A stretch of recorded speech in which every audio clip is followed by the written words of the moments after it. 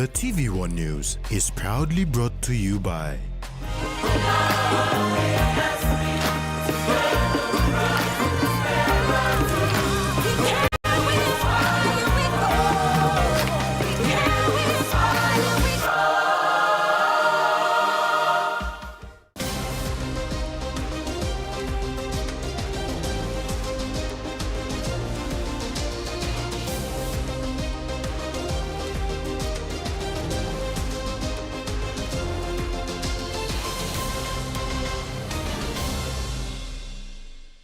Hello, I'm Carmela Guare with the news.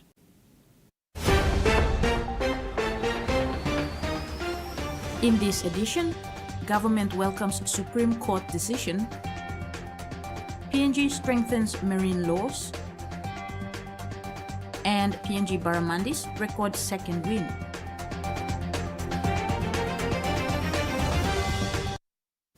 Minister for Justice and Attorney General Pilar Niningi has welcomed the decision of the Supreme Court to dismiss Section 18 constitutional application filed by the leader of the opposition, James Nomane. Minister Niningi's response comes following a 5-man Supreme Court decision this morning dismissing the constitutional challenge against Section 145, subsection 5 of the Constitution. The Attorney General thanked the Leader of Opposition for again testing the strength of the amended Section 145(5) of the Constitution. Nomane filed a Section 18 constitutional reference last year following the passing of the amendment to Section 145(5) of the Constitution, which prohibits any further motion of no confidence from being moved against a sitting Prime Minister for 18 months following a failed or debated motion. Governor of Isipik Alan Bed also filed a similar application in 2025, which was also dismissed. Niningi said today's Supreme Court decision again confirmed that Section 145(5) of the Constitution is valid. Again, testing the strength of the Section 145, subsection 5 of the Constitution, which was passed by Parliament in early 2025, last year. The proceeding filed earlier this year, followed by the previous proceedings in 2025, challenging Section 145, subsection 5 by Honorable Alan Bed, MP, and James Nomane, MP, both of which were also dismissed. Niningi said the ongoing challenge of Section 145(5) of the Constitution calls for an urgent need for lawyers to better advise their client about the strength of their case before taking it to court. Wasted time. They have other matters to do. We have a lot of other cases to do.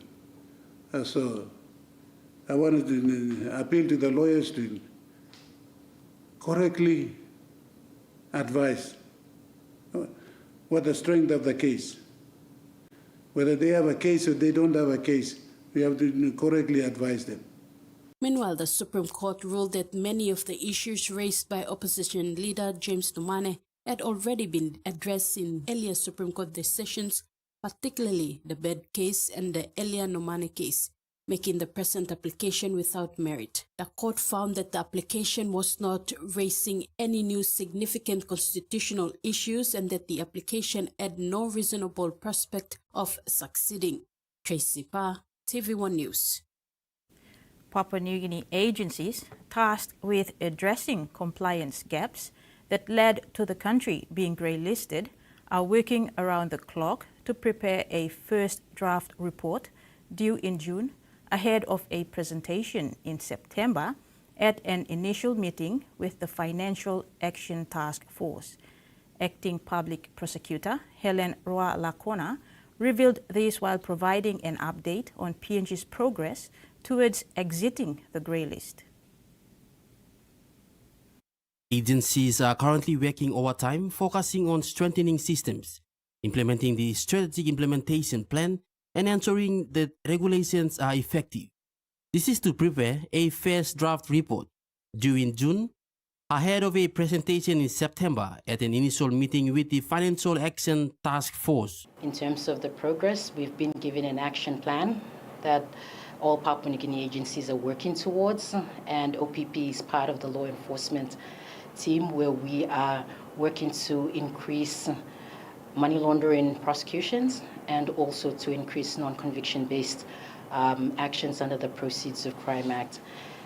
As far as how we're trading with that, there's the task force Arrow that is working around the clock to get us cases. But the first, a draft report would be due in about June, where Papua New Guinea will need to submit that. One key indicator of progress will be the prosecution of individuals involved in high-profile money laundering cases, as well as the confiscation of state assets found to be illegally held by citizens. According to the acting public prosecutor, no state assets have been confiscated since PNG was placed on the FATF grey list. However, approximately 200 million kina has been frozen in various bank accounts. We have so far restrained about 200 million that's sitting in a bank account, in various bank accounts.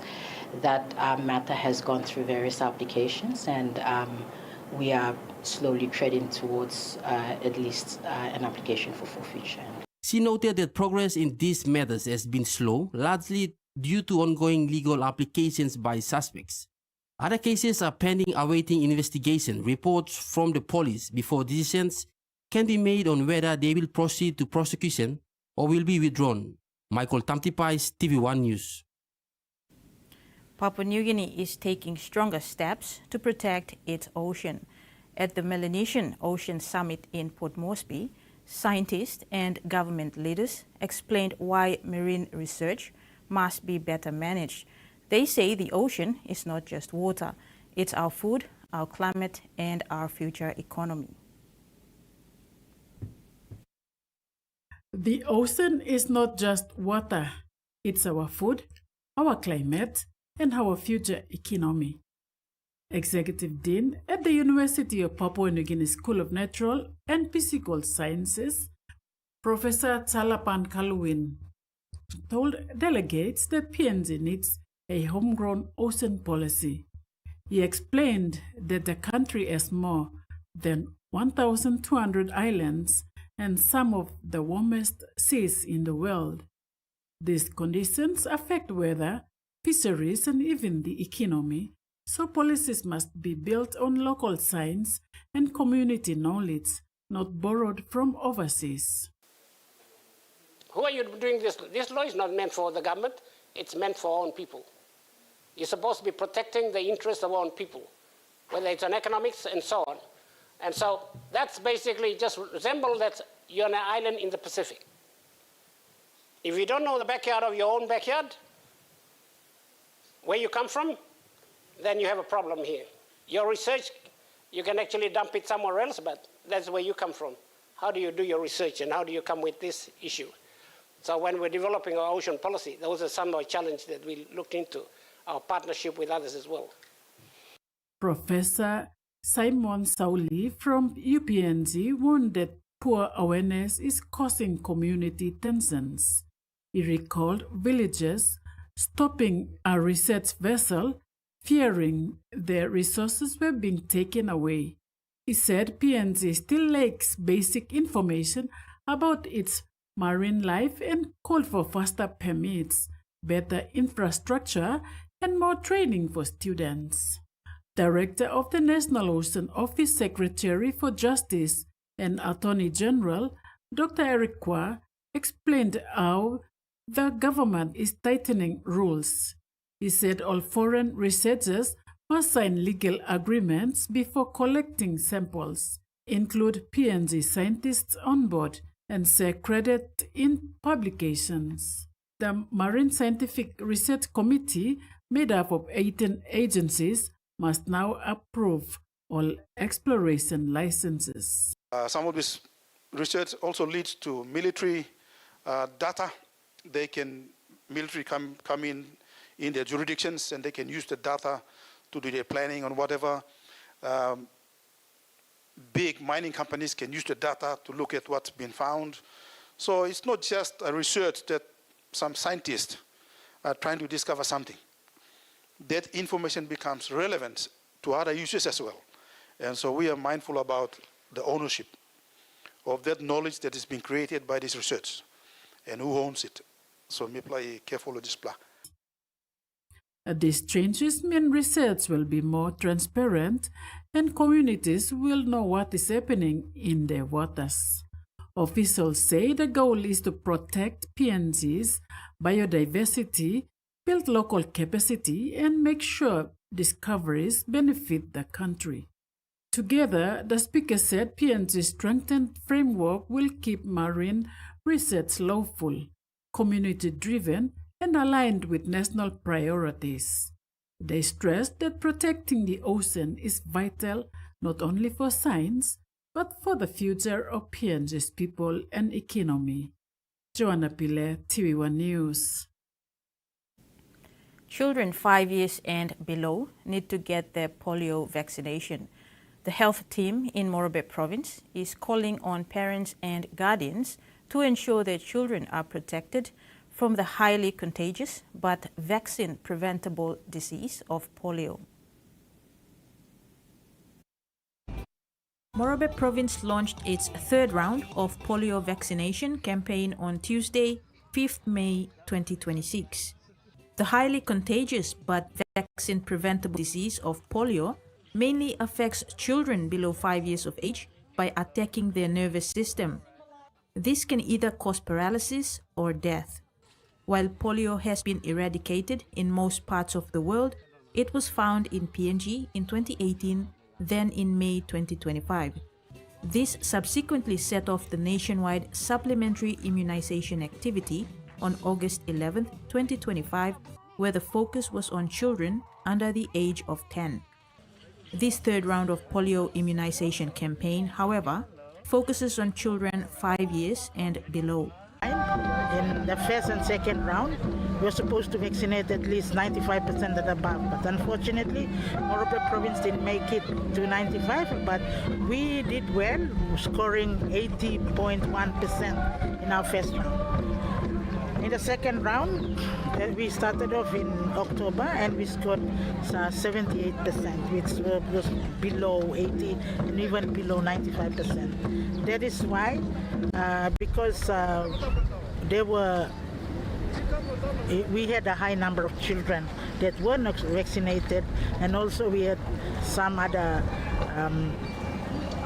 other cases that was detected in Morobe, so we had to do. We are the fourth in the other three provinces like NCD, Central, and Enga, and Morobe is one of them.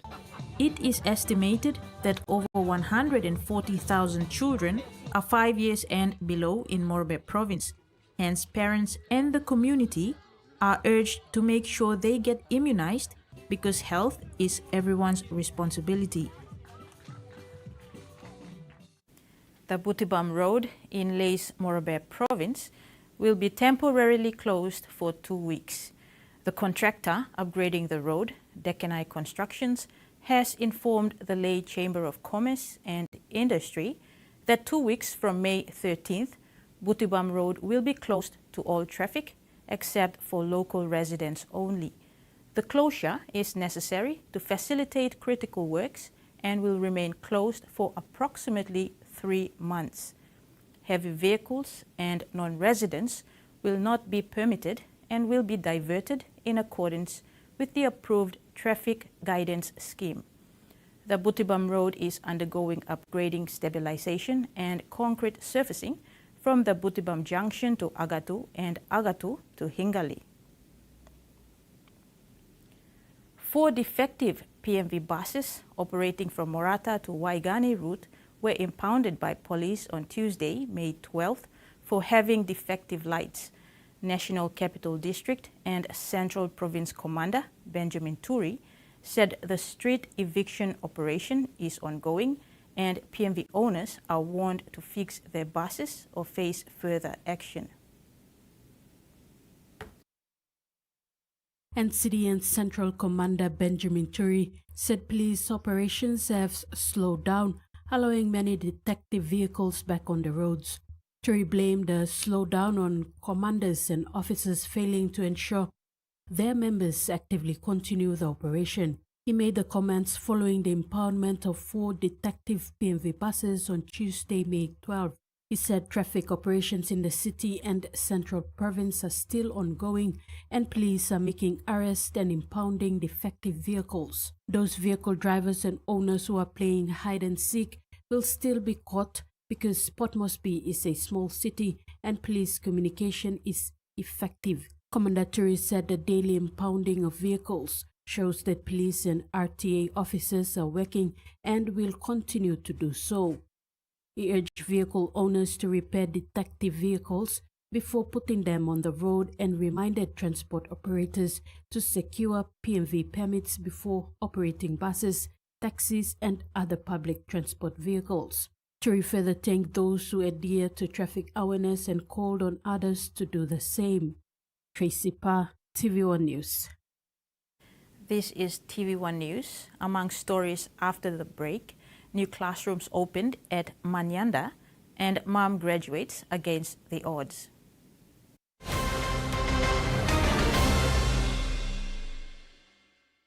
Banking doesn't have to be complicated. With PSP's One Talk Wallet, control your money wherever, whenever. Dial *131#, enter your PIN, select cash in or out, and generate a secure code to withdraw cash. It's the only wallet for cardless ATM withdrawals. Send and receive funds, pay for goods and bills, or withdraw cash with ease. All with PSP's One Talk Wallet. PSP's One Talk Wallet. Money made easy. Dial *131# today.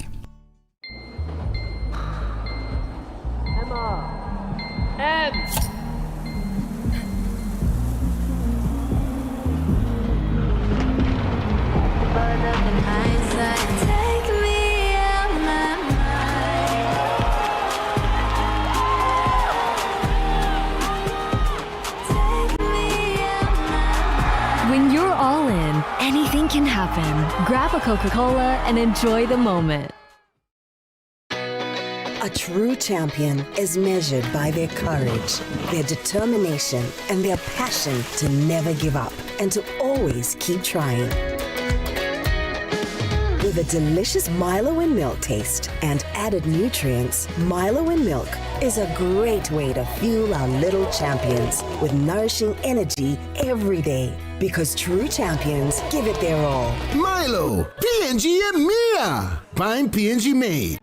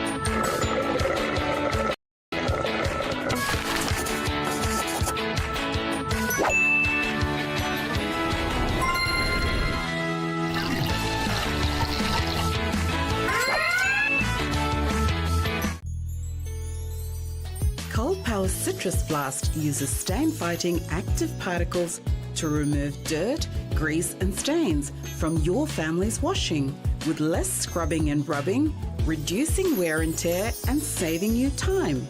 Cold Power's Citrus Blast has an amazing citrus fragrance that gives that extra freshness that will last all day long.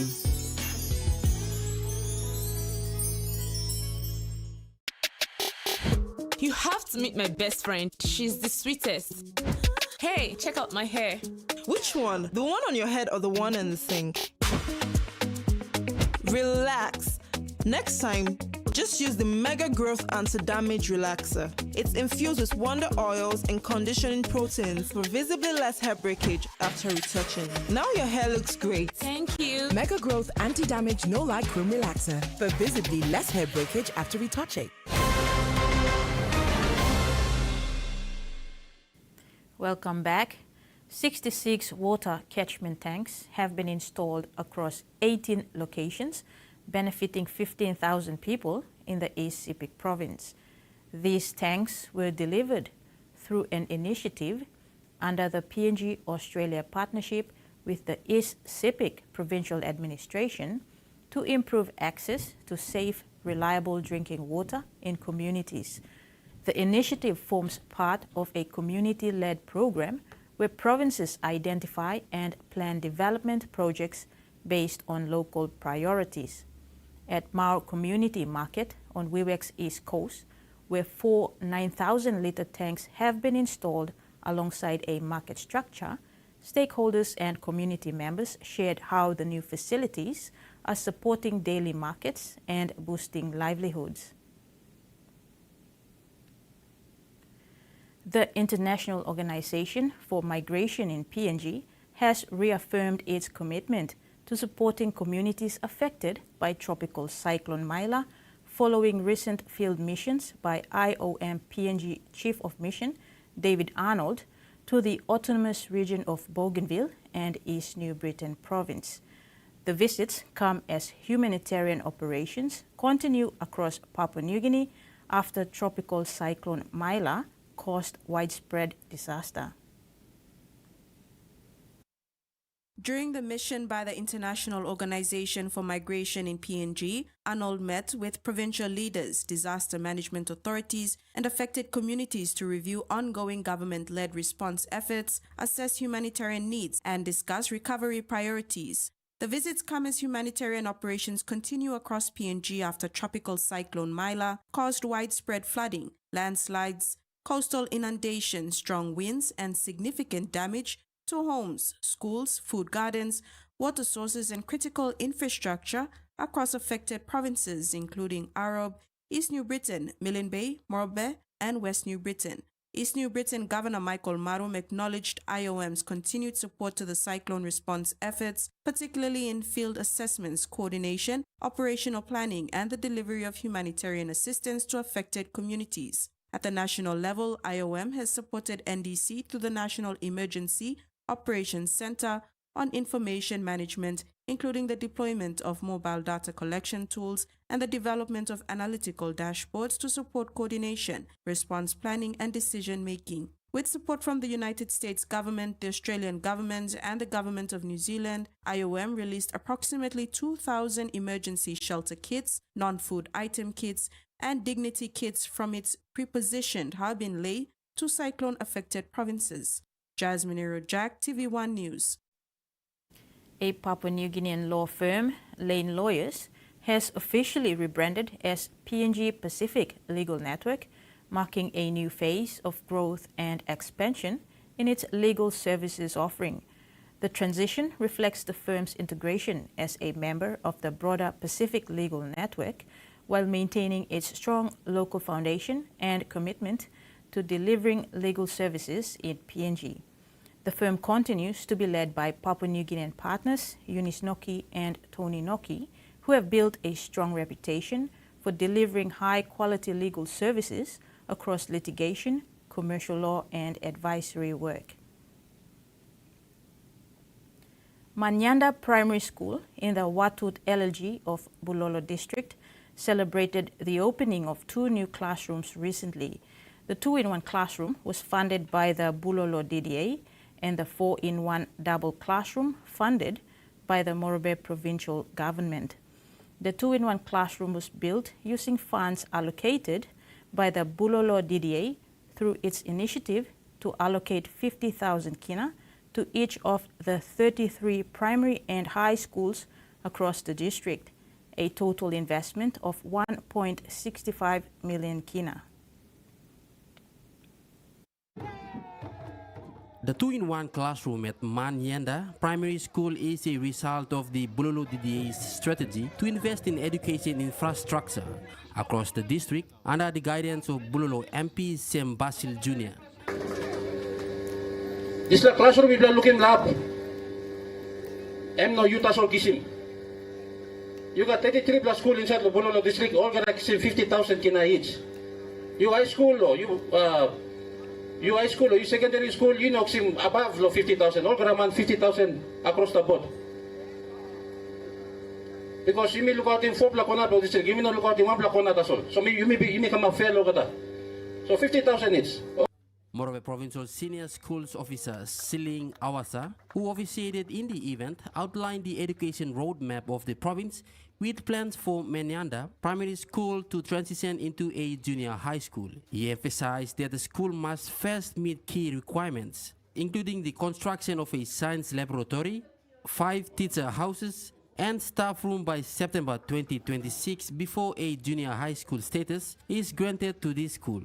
Basil Jr. thanked Mr. Awasa for providing this clear time frame and encouraged the school board to work toward these goals. Manyanda Primary is now the second school in the district to complete and open its project following Segne Primary in Buang LLG. Basil adds the remaining 31 schools to complete their buildings. Michael Tamtipais, TV1 News. 27-year-old Jemima Raymond thought this day would never come. Being a full-time mom with a full-time job, studying for a degree was sometimes too much to handle, but she persevered. Silent tears rolled down her cheeks as she clutched her hard-earned Bachelor of Business in Accountancy degree to her chest. 27-year-old Jemima Raymond from New Ireland, Gulf and Solomon Islands is one of 10 pioneer graduates from the PNG University of Technology's online degree programs. At first I thought I wouldn't make through because at times I feel like I'll just drop it and maybe I have a steady job for a while, financially stable, and continue whenever I'm ready, but I don't think that was one of the things that came up, so I just got myself together and I made it through. It was really tough through the situations, everything. Study was really hard because I have to work 8 to 5 and then go back home and then a mother, and I sleep 3 to 2 hours in the night, maybe 3, and wake up at 5 o'clock, 6 o'clock to get my child ready for school and also get myself prepared to go to work and then come back, and the cycle goes on. But somehow I managed to do it all, and I'm standing here right now. And I'm really thankful, and I'm also thankful for the university to initiate this program, and we were the pioneers. There were no other students who went through this. We were like a test subject. We had to go through all the ups and downs of the program. They had to see it from us and improve from us. And she proudly held up her degree and acknowledged the support of her mother, grandparents, and partner, who also graduated with her during PNG UOT's 58th graduation ceremony on Friday, April 17th, 2026. Nothing is impossible. If I'm this young and I can do it, why not you?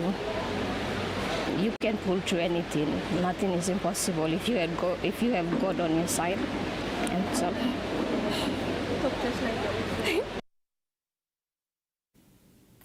And now the finance report. The kina closed unchanged at $0.2298 in the interbank market.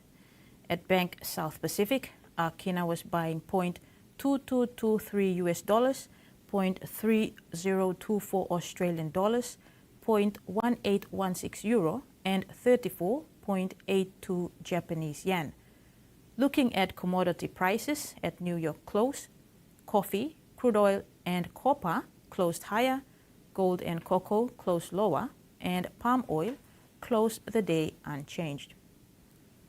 And on the stock market, the Dow Jones closed lower, ASX closed lower, and all ordinaries closed lower as well. TV1 News continues when we come back. Stay with us.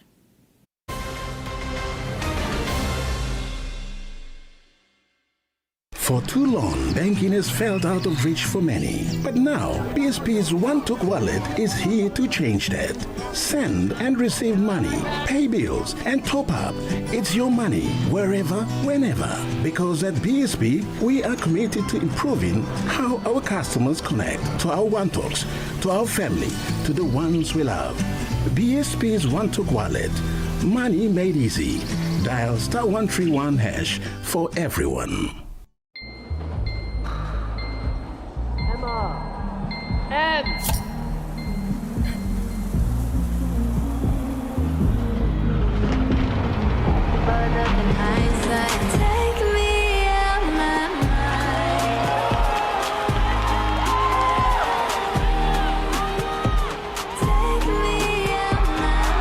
When you're all in, anything can happen. Grab a Coca-Cola and enjoy the moment.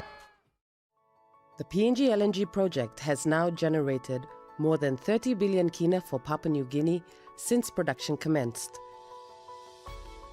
Nearly half of this amount has been paid as tax.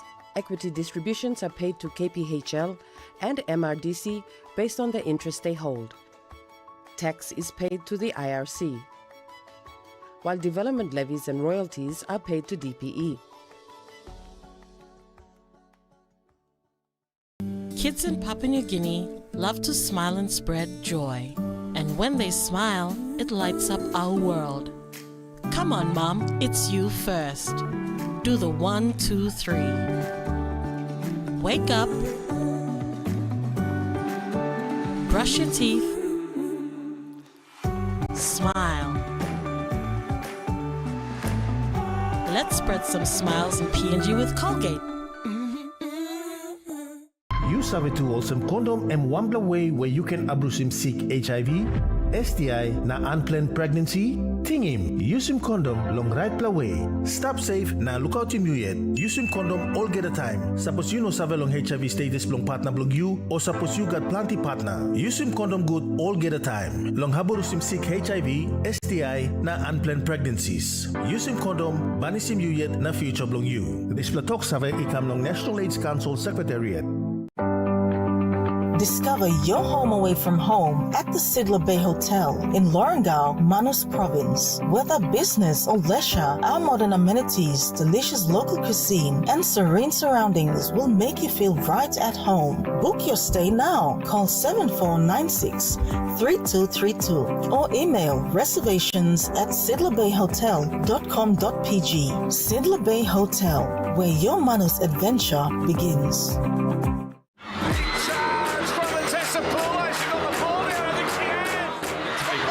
Tamika Upton beating just about every Blues player. Here goes Chapman down the touchline. Chapman's away. She's still going hard. Johnston on the charge. She gets over. And the Blues are on the board. Steadies, kicks, and she's nailed it. New South Wales resurgence are going to take a 1-0 lead in the series.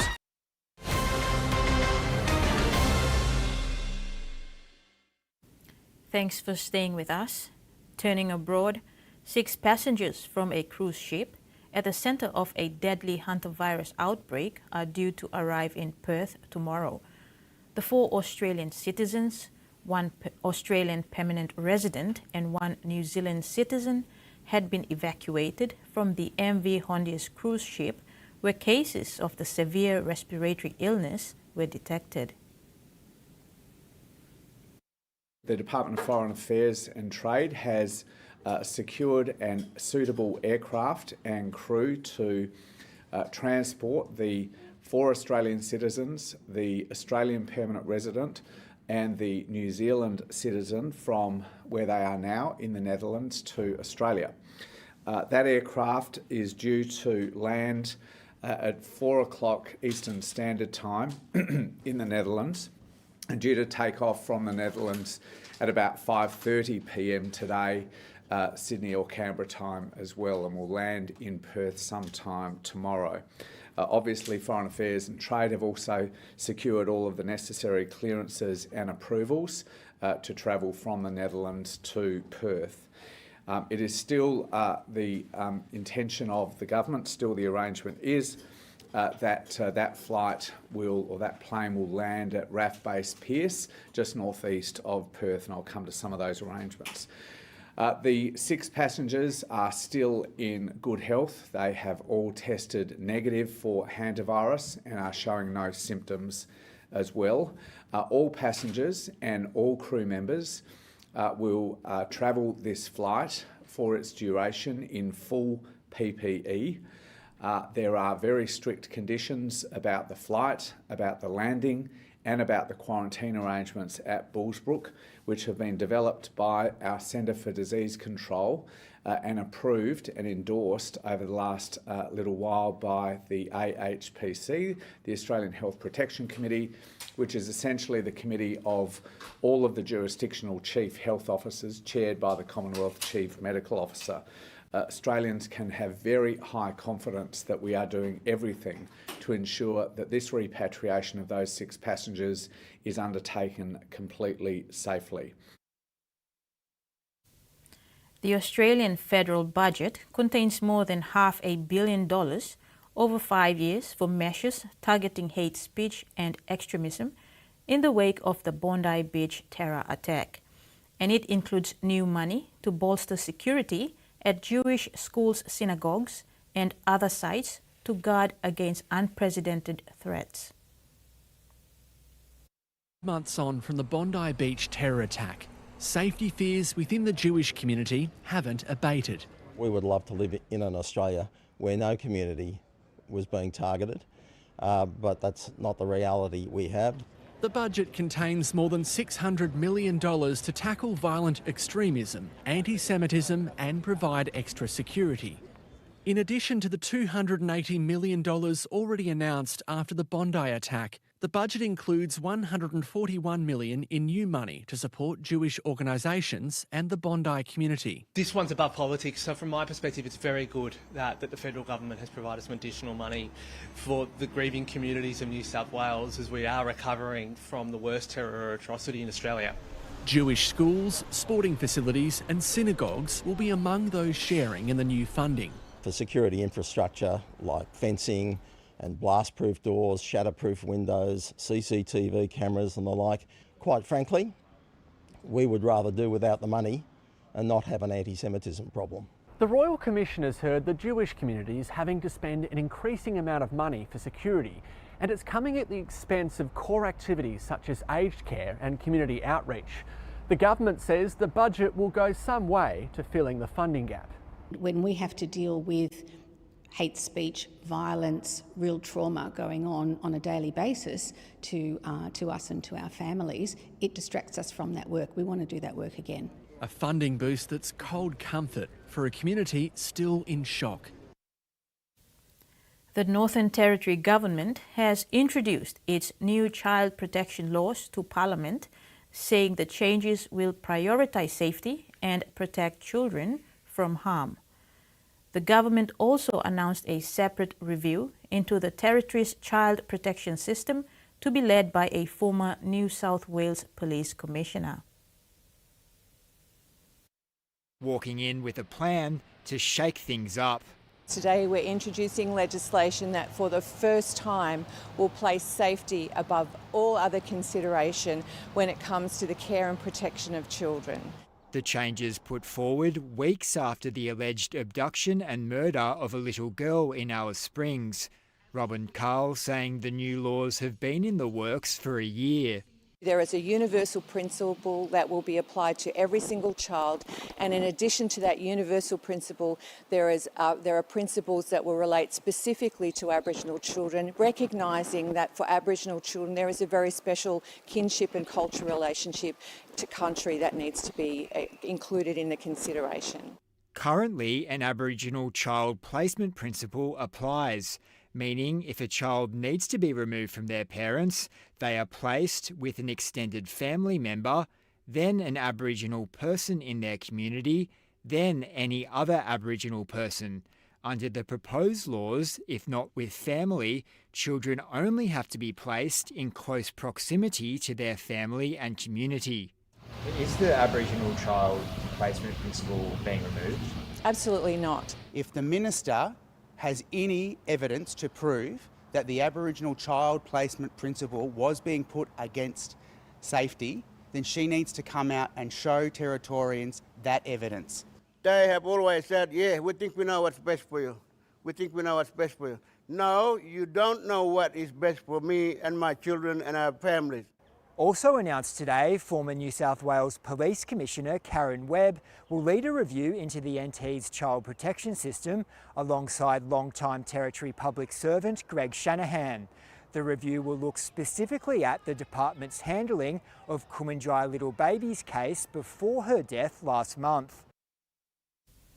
Central Australia is preparing for an influx of fitness fanatics, with Alice Springs hosting the annual West Max Monster Trail running festival this weekend.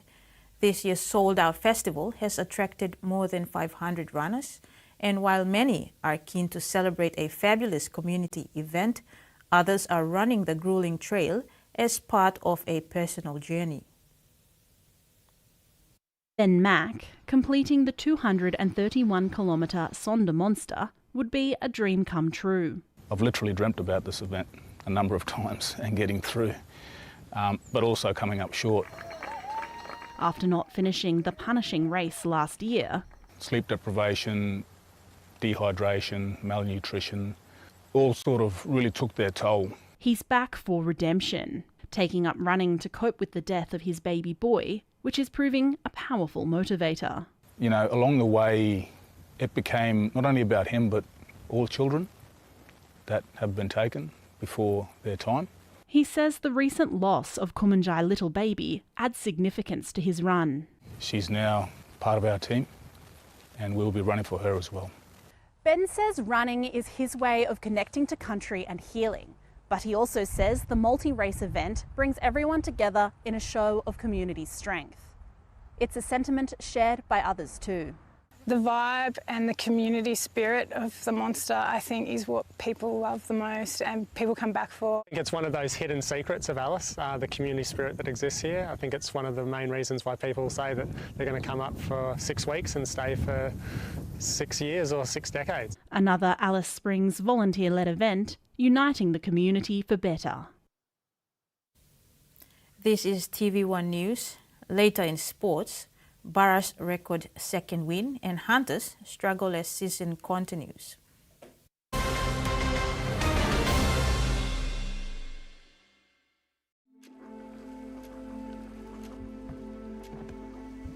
Papa will come close to Laos. Kaya ino ready yet. Mak blame pelatia. Mom's too glorasta. Suppose I'm not ready. Ayo.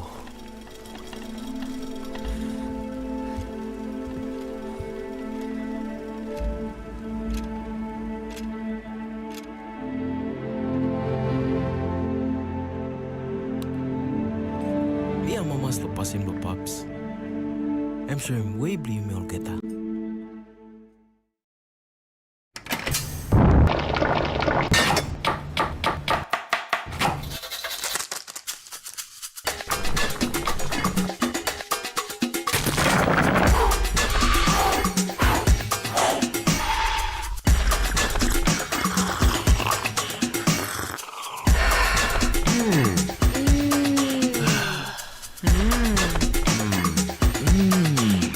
Noodles. Tastier, but you like him more. The PNG LNG project has now generated more than 30 billion kina for Papua New Guinea since production commenced. Nearly half of this amount has been paid as tax. Equity distributions are paid to KPHL and MRDC based on the interest they hold. Tax is paid to the IRC, while development levies and royalties are paid to DPE. Life is about making memories, sharing new adventures. Go beyond the familiar. Don't let bacteria hold you back from experiencing the world.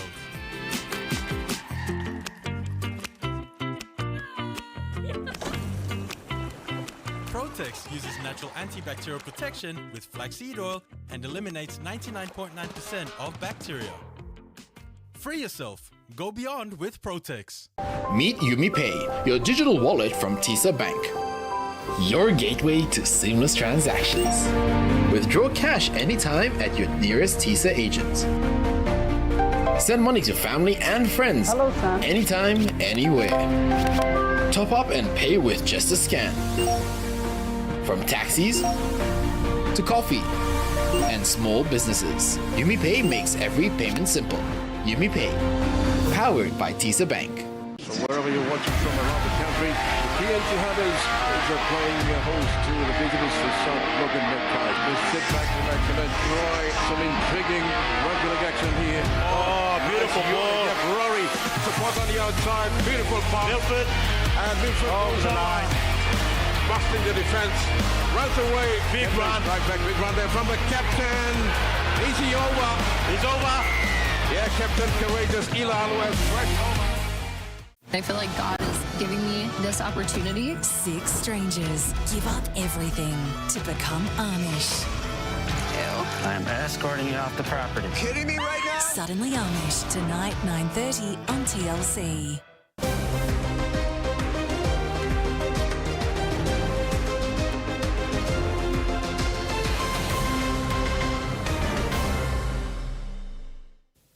Welcome back. The PNG Baramandis have certainly entered the ICC Men's T20 World Cup East Asia Pacific Qualifier 2026 Super 6 stage with high spirits. After yesterday's first close win against Samoa, the Baramandis continue their winning run, defeating Indonesia by 38 runs today at the Sano International Cricket Ground in Japan. Batting first, PNG posted 130 runs for 7 wickets from their 20 overs before producing a disciplined bowling performance to dismiss Indonesia for just 92 runs in 19 overs. Captain Asadola Vala led from the front and was named player of the match after scoring 34 runs from 33 balls, including 2 boundaries and a 6. Vala also claimed 2 wickets for just 3 runs from 2 overs. Lega Siaka provided valuable support with 32 runs from 37 balls, while Ale now finished unbeaten on 18 from 11 deliveries to help lift PNG to a competitive total. Hila Vare added 12 runs while Patrick No contributed 9. Indonesia's bowlers worked hard to slow the PNG innings, but their performance was restricted with a strong comeback from PNG, where its bowling attack dominated from the outset, restricting Indonesia all out for 92. PNG now regroups and looks forward to 2 more matches in the Super 6. The team plays against Vanuatu on Sunday 17th May and Monday 18th May take on Japan. The victory continues PNG's strong campaign in the Super 6 stage as the team pushes towards qualification in the ICC Men's T20 World Cup pathway. Susan Oreape, TVWAN Sports. As the 2026 QRL Host Plus Cup season progresses, the PNG Hunters find themselves struggling in the 14th place, having garnered just 4 points from 2 wins against 6 losses, following a narrow 26-24 defeat to the 5th placed Mackay Cutters last week. The team is gearing up for a crucial clash against the Magpies, hoping to leverage the support of their home crowd to secure a much-needed win. Coach Paul Ayton emphasized a positive mindset and strong camaraderie within the team despite the external pressures and challenges they face. The performance against the Cutters showed promise, with the Hunters exhibiting good footy and scoring solid tries. Unfortunately, could not ice it in the end, losing by 2 points. He emphasizes the toll of injuries on his squad, but he is confident that a victory is within reach. There's all the talk about the players missing, and it is what it is. But I think for us at the moment, the biggest part of what's really hurting us is our injuries. With several key players sidelined, the team has struggled to maintain consistency with their lineup. In this round of games, they are bringing in Hercules Condor in the wings, and he will be making his debut, stepping in for the injured Miles Bonham, while Carlos Lung has been cleared to play. Aiton highlighted the adaptability of the Hunters roster, noting that players often switch positions due to injuries. You're probably seeing week to week where there's players missing or they've switched to another edge or another position. While the flexibility is beneficial, it deviates from the training they committed to at the start of the season. The return of Sylvester Namo, who played against the Cutters, brings a significant boost to the pack. Aiton remarked on Namo's growth and maturity, stating, whenever he speaks really well, and he's here and he's got a job to do. Obviously everyone's got their eyes on the Kumul jerseys, so our boys as well, so they've got their eyes on that, but I know Sil definitely has, and he's got, he's here to prove something. He's not here just to play footy. He actually wants to achieve something this year. Despite criticisms suggesting the Hunters' dreams of finals contention is over, Coach Aiton remains optimistic. It's a very tight comp, and we still have a chance to make the 8, and that'd be the goal at the moment, to make sure that we're in that 8 fighting in the finals. He added that this is about instilling hope as they face the Magpies this weekend. He urged the crowd to get behind the team as they aim high to turn their fortunes around. Terry Longwood, TV1 Sports. Cynthia Peters, a former representative player for Papua New Guinea in rugby union, has stepped into a coaching role with the PNG RFL Academy program. Peters, who is currently an active member of the Gurias women's team for this year's Santos Cup, has embraced the challenge to guide the NGI female academy side as a rookie coach.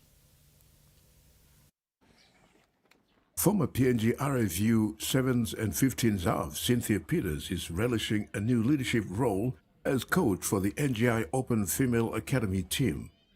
Under her leadership, the team reached the prelim finals but fell short against a more experienced NCD Female Academy side, losing 18-4 at the National Football Stadium last Saturday.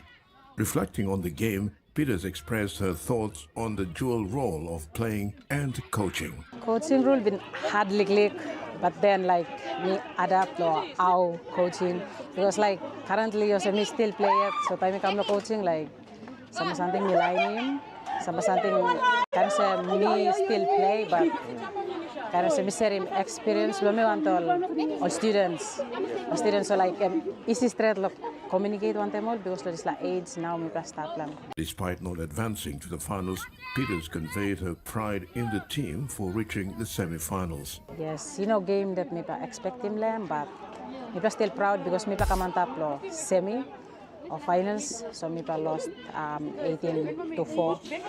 But good effort all girls for me put in. Despite now lo morning it me pa kalam lo balos kam, but still put this got this energy, effort all put in sa game ball. Peters acknowledged the challenges faced, including 2-hour flight and limited rest before game time, yet praised her players for being mentally prepared and giving their all on the field. Namti good pa something me look all especially all girls now stuff and sample grade 5s to grade 12s tasol. No what college students or any other tertiary institution students. So good pa something lo ose mi top finish ose mi me still currently play it, so time me come down no level dol na mi share him idea one time all explain him something lol ogat the feedback also give me so all understand him na isla. She also expressed her gratitude towards 3 junior orchids in the team for their leadership and guidance both on and off the field. Currently me pa gatin 3 junior orchids, Jerisma, Irene na Williamina, so iba kan lugo sa sebelum tupla orchids ya tem Jerisma na Irene, Williamina tetin log belum last week no kam, but this week I make him team lo kam play, so tripla good role model, tripla good leaders, lo team members which make it all. Some girls members are challenging more in trainings or game ideas number na disla. So yes. The girls will return to their respective schools after the academy program to participate in the inter-school rugby league competition, where they can continue to utilize and share the experiences gained from the academy competition. Terry Longwood, TVWAN Sports. The NRL Magic Round is on again for 2026 with 8 Telstra Premiership games set to light up Suncorp Stadium in Brisbane for a festival of football. The weekend will again see 16 NRL teams descend on Queensland's home of rugby league for a host of round 11 clashes. Kickstarting the Magic Round on Friday is the first match between Sharks and Bulldogs, followed by South Sydney Rabbitohs against Dolphins. The Cronulla Sharks and Canterbury Bulldogs open up the NRL Magic Round 11 at the Suncorp Stadium in Brisbane on Friday night, followed by the match between 4th place Rabbitohs versus the Dolphins, who are on the 9th placing on the NRL ladder. A double boost for the Sharks, with winger Rolando Mulitalo and centre Jesse Ramian on track to return from knee injuries.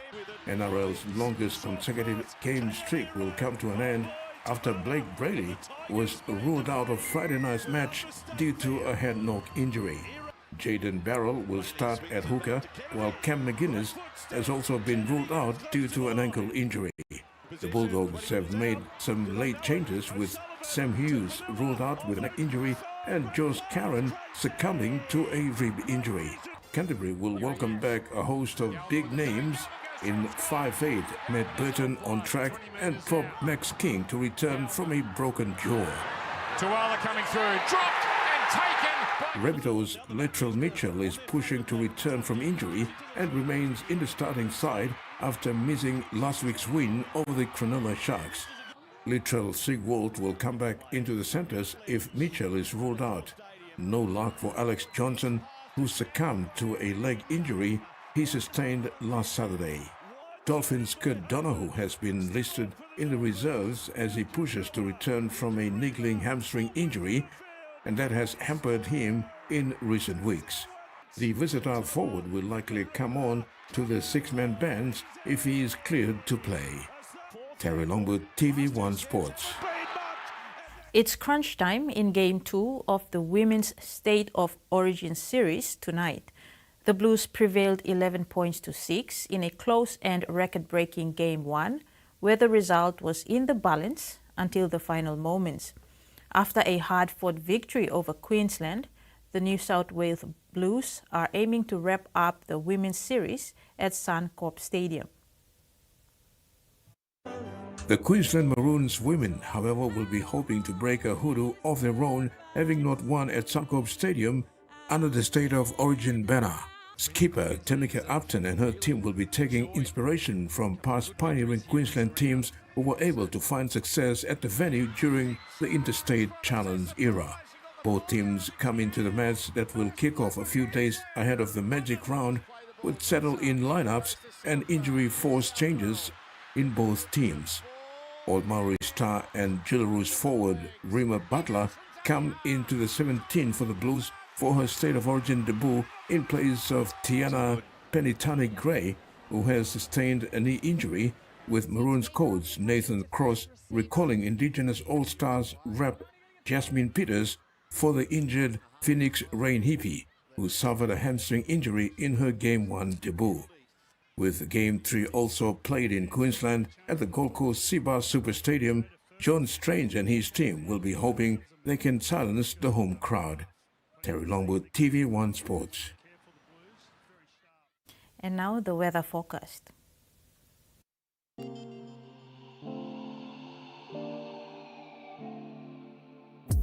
In regional forecast, Southern, Port Moresby, mostly fine. Popondetta, cloudy periods, then few showers and possible thunderstorms. In Momase, Lae, cloudy with rain at times. Wewak and Vanimo, cloudy periods with some rain or rain showers. New Guinea Islands, Kokopo, Rabaul, cloudy periods, then some showers and possible thunderstorms. Kimbe, mostly cloudy, with some rain or rain showers and possible thunderstorms. To the Highlands region, all centers partly cloudy, then some rain and rain showers. Ocean forecast for PNG areas for the next 24 hours. Coral Sea, seas rough to very rough, with southeast winds 25 to 33 knots, reaching 47 knots. Solomon Sea, seas moderate to rough, with southeast winds of 20 to 30 knots. Bismarck Sea, seas moderate with southeast winds of 15 to 20 knots. Pacific Ocean, seas slight with southeast winds of 10 to 15 knots. And coastal waters forecast, waters of southern PNG, Indonesian border to Daru to Kiwai Island, Kerema, Yule Island to Hood Point, Samurai Islands, and waters of Finchafen through Vitia Strait to Siasi or Long Island to Medang. Seas 2 to 3 meters, rising to 4 meters at times along gale wind warning areas.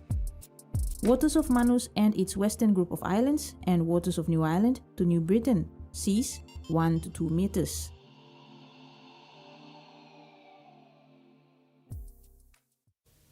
And that ends the news tonight. Pleasant viewing. Good night.